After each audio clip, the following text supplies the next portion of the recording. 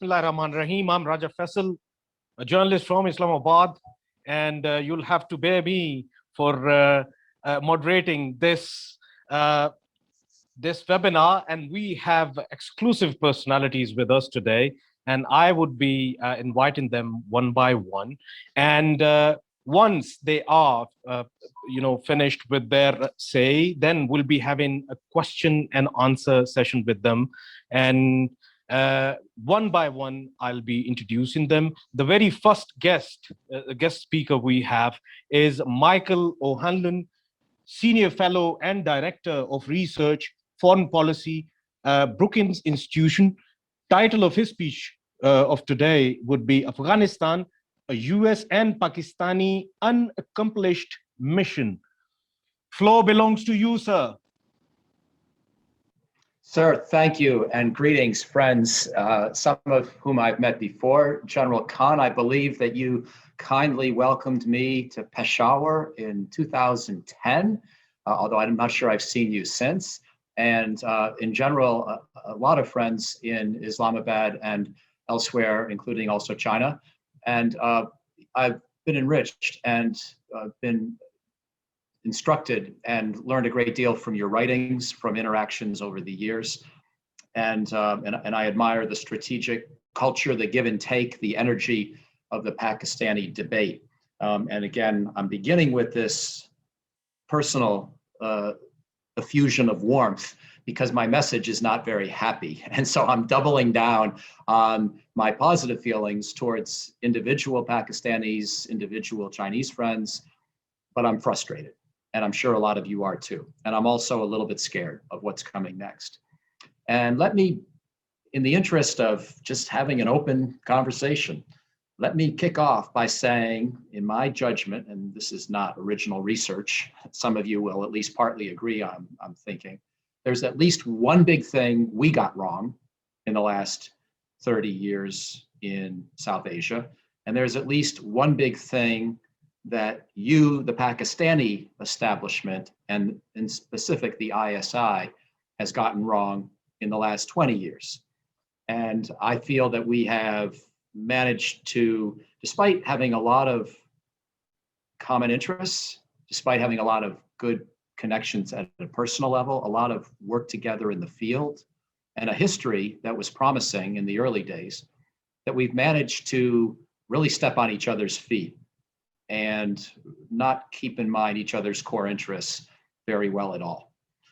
I don't know where that leaves us. I don't have a great prognosis or recommendation for where do we go, but I'm going to just take a couple of minutes to establish that I think we all need to do some soul searching. The big thing the United States got wrong in South Asia, in my opinion, it does not go back to Indo-Pakistani fights. I don't think it's fair to blame those mostly on us. But I do think that we asked you, Pakistani friends, for a huge, huge strategic service in the 1980s in the effort to defeat the Soviet invasion of Afghanistan. You devoted your heart and soul and the lives of your young men and your refugee camps and the border areas in the tribal zones and much else about your nation. You devoted to accomplishing that mission, and we succeeded together. And it was crucial because it was not only important for defeating the Soviets, it was important for ending the Cold War. And therefore it had global implications. Of course, Chinese friends were helpful in this regard as well. But the ending of the Cold War has to be seen as one of the most important accomplishments of the 20th century and probably the most important of the second half of the 20th century in strategic terms. And we Americans owe you Pakistanis an enormous debt for what you did to be on the front line of that effort. And then we left you holding the bag because we decided after the Soviets were gone that it was no longer our problem to stay engaged in South Asia in trying to, let's say, bring together opposition groups so they could be in a position to negotiate with the Najibullah government, try to create some kind of a transition strategy, try to create some kind of stability where Afghans could at least recognize that they had liberated their country from the Soviet oppression, and therefore they needed to try to work together to build a positive future for their people and their children. We did not do that. We just decided that it wasn't our problem. But of course, you in Pakistan, you had no such luxury because you live right next to it. And the spillover from all that happened in Afghanistan in the 1990s became, therefore, primarily your problem, and we left you to manage that. And then we got into all the issues, of course, with disagreements over nuclear weapons and your program, and the culmination of that program later in the decade with the nuclear tests. And so the 1990s just became a bad period. Again, I'm not going to blame that part on us, but I do think that we committed a huge strategic mistake. And frankly, I think we violated a certain bond of trust by leaving you with the problem of post-Soviet Afghanistan. So that's a big thing on us, and I'm sure I don't need to remind anybody on this call, but I just want you to know I'm aware of it. And therefore, the fact that you never really trusted us the last 20 years has understandable historical roots. The fact that you always assumed we were short timers, you always assumed our commitment was minimal and limited, you always assumed that we really weren't committed.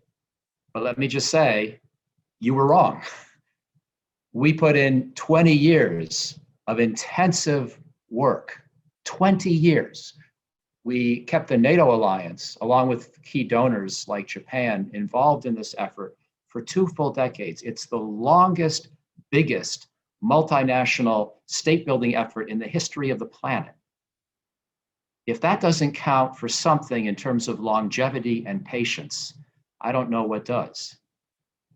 And there are a number of reasons why we've been unsuccessful in where we've reached now in 2021. But a big part of it is the Pakistani support for the Taliban, for the Afghan Taliban, including the tolerance of sanctuary in Peshawar and Quetta, including at times even material support for the Taliban. And this has been a continuous policy of the ISI. We've been aware of it very clearly in the United States for more than a decade. We hoped that we could persuade you to reassess, especially in the early Obama years. There was a big effort with Admiral Mullen, General Petraeus, a number of others, Ambassador Crocker, the ill-fated Kerry Lugar foreign assistance package, and we tried really hard. And maybe it was too little too late. Maybe there was just no way to undo the damage of the 1990s. But Pakistan didn't really work with us on that problem. I think if the sanctuaries that the Afghan Taliban had enjoyed in Pakistan had been denied, there's no way that they could have been as successful as they have been. Now, admittedly, there are other problems that gave support to the Taliban in Afghanistan, including the corruption of the Karzai government, the inability of the United States and NATO partners to figure out how to do a good, consistent plan on state building. First, we did too little, then we did too much. We surged way up, we surged way down. Donald Trump always promised to leave, then Joe Biden actually did leave. We've not been very dependable, very steady. We didn't really have a good strategy, but we did try. We tried hard for a long time. We sacrificed almost 2,500 American lives. We spent $1 trillion. We made this a centerpiece of our foreign policy, even when many people, Professor Hyen, thought we should have been thinking more about China or Russia or some other set of problems. We put a lot of effort and bandwidth of top leaders into the Afghanistan problem. We really showed that the Pakistani belief that we could not be committed over the long term was erroneous. But unfortunately, we could never really persuade Pakistani friends of our commitment. And in the end, your doubts about us became a self-fulfilling prophecy because your support and tolerance for the Taliban allowed the Taliban to then prevent the stabilization of Afghanistan and the successful conclusion of the NATO mission on terms we would have preferred. Joe Biden made a big mistake, in my opinion, and I'll finish on this point. President Biden made a big mistake in deciding to pull out so abruptly and so comprehensively. I think we are now in serious trouble. I think there was some chance of a peace process getting going over the next few years if we had stayed. And perhaps there were small, promising elements of US Pakistani cooperation to nurture that peace process that we were starting to see develop in the last couple of years. I would have strongly preferred, and I strongly advised publicly, that we should try to nurture that cooperation, and realizing that even Chinese and Russian and maybe even Iranian neighbors were not against this process because they didn't want instability.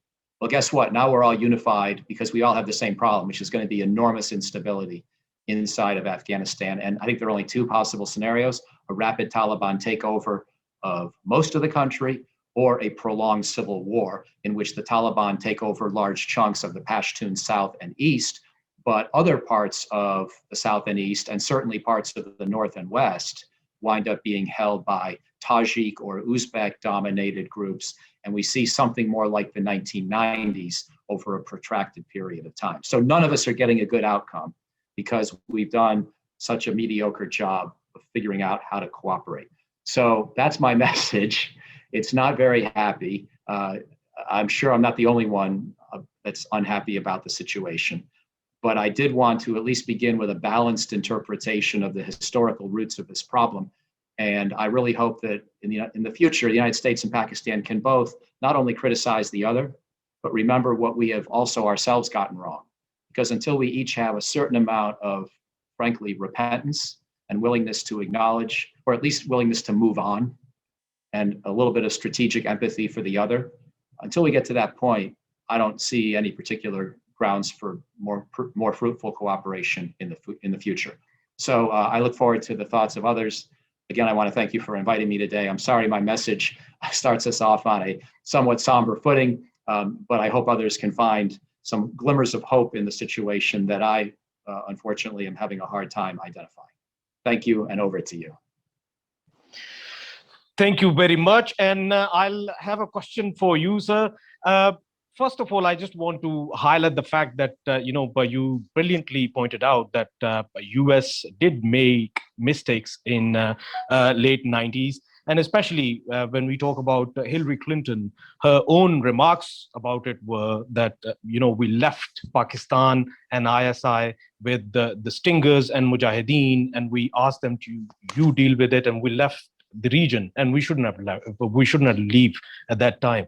So it was so thankful that you mentioned it. And secondly, there is a very important thing which I wanted to highlight and I wanted to ask you about. It was related to, as you know, that the current developments of the region, especially when we talk about South China Sea.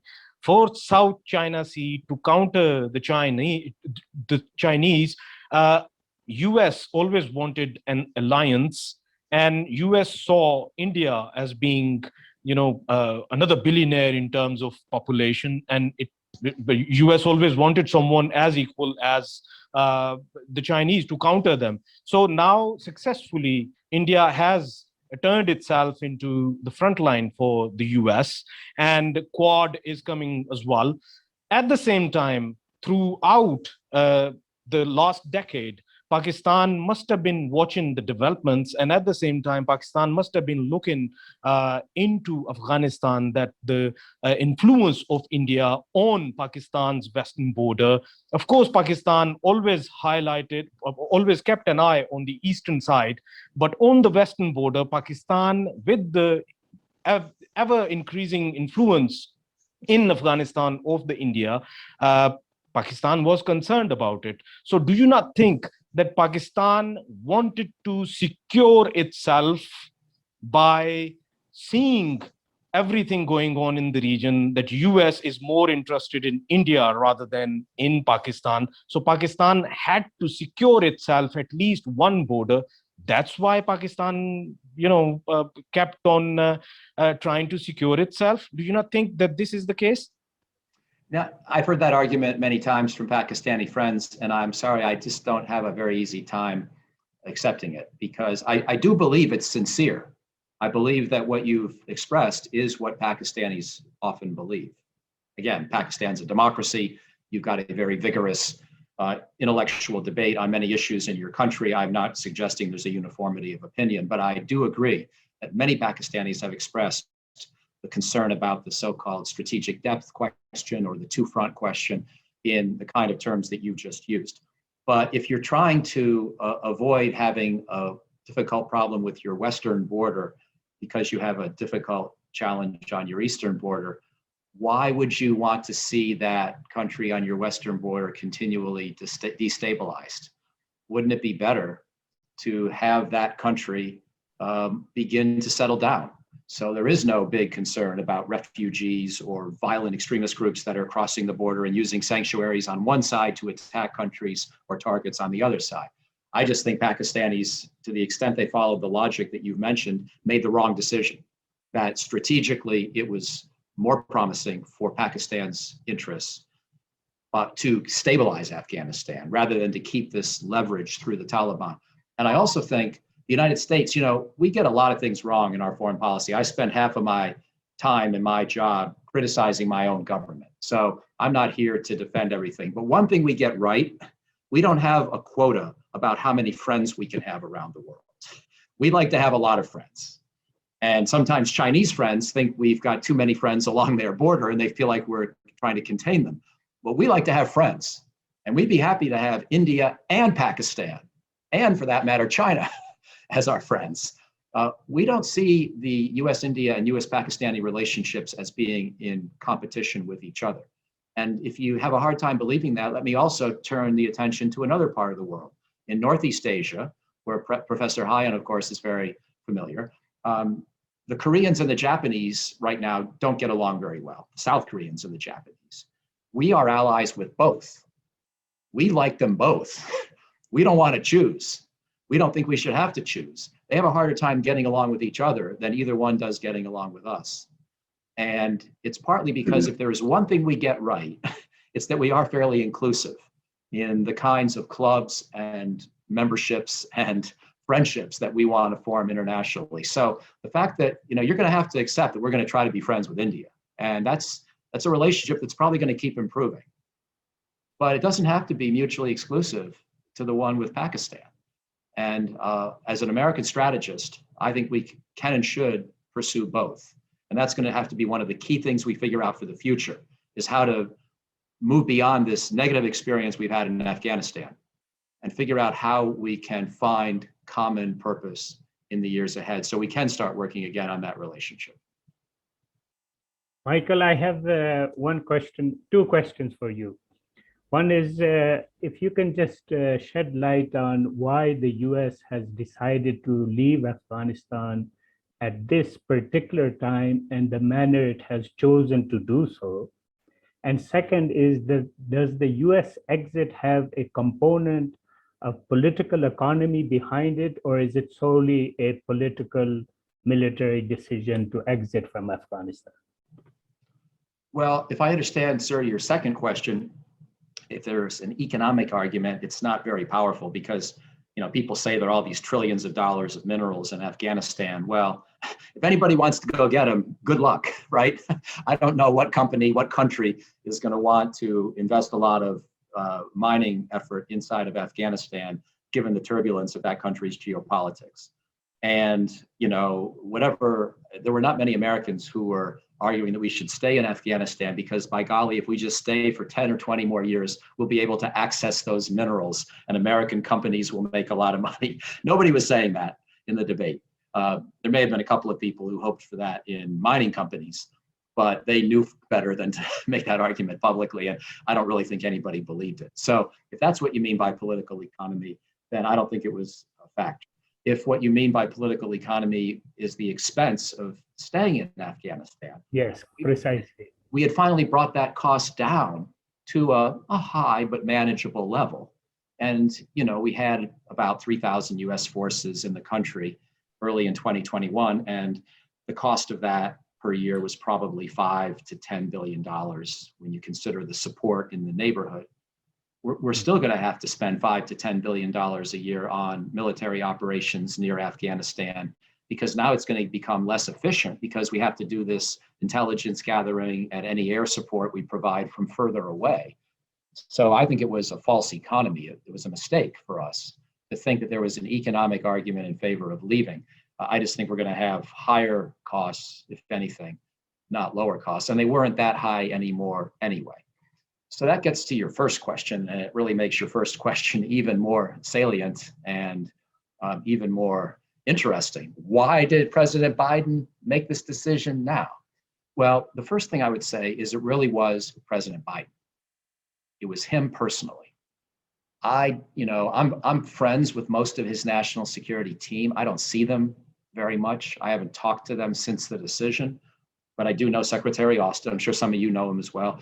I do know Tony Blinken, Secretary Blinken, National Security Advisor Sullivan, and a lot of the others, because this is, I've been in Washington a lot of years, and these are people I've been colleagues and friends with, and I respect them all. And I'm pretty sure that they would have hewed to the advice that Biden himself articulated last year in Foreign Affairs magazine when he was writing as a candidate. And he said that he wanted to continue to downsize the US presence in the broader Middle East, but he did not want to end it. And he wanted to focus on counterterrorism, training partner capacity, or building partner capacity, intelligence, all the things that we were essentially doing in Afghanistan with this 3,000 soldier footprint. And so in a way, Biden went against his own stated opinion, his own stated views, and most of the views, I believe, of his national security team, General Milley as well. I think from what I can tell, they all advised Biden to stay at that level that Trump had brought us down to and just give the peace process some time. But Biden himself, for reasons that I do not really understand, he got fatigued by the question. Maybe there was too much animosity between him and Afghan leaders. Maybe, this is just the frustration of, Joe Biden's in pretty good health for being 78 years old, but maybe he's running out of a little bit of energy and he just wanted this thing off his plate.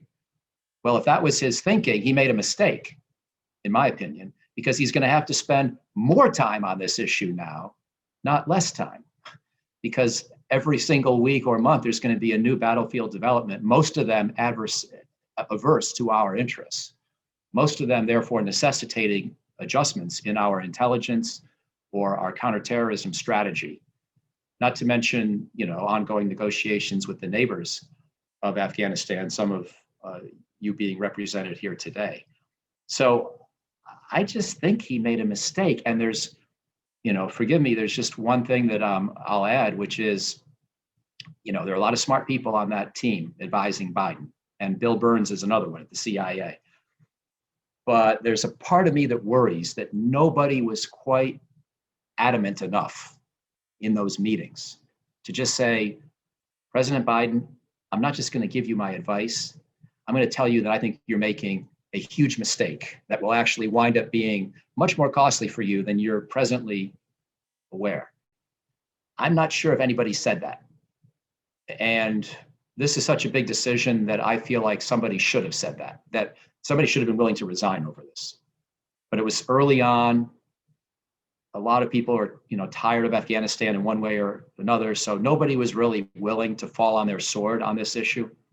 And I think Biden just therefore let his own personal frustrations and fatigue determine his decision, which is a very bad thing if I'm right. The good news is I don't see any sign he's going to do that on other strategic issues around the world. I think Afghanistan policy had a special negative place in his mindset, but that's the best I can do, sir, at explaining it to you, because even though the war was unpopular here in the United States, there was not much intensity about the opposition to it. There weren't big marches on the Washington Mall. There weren't big protests. There were not huge political debates. This was not a top issue for us. And therefore, the president could have stayed if he had wanted to. Thank you very much, Michael O'Hanlon.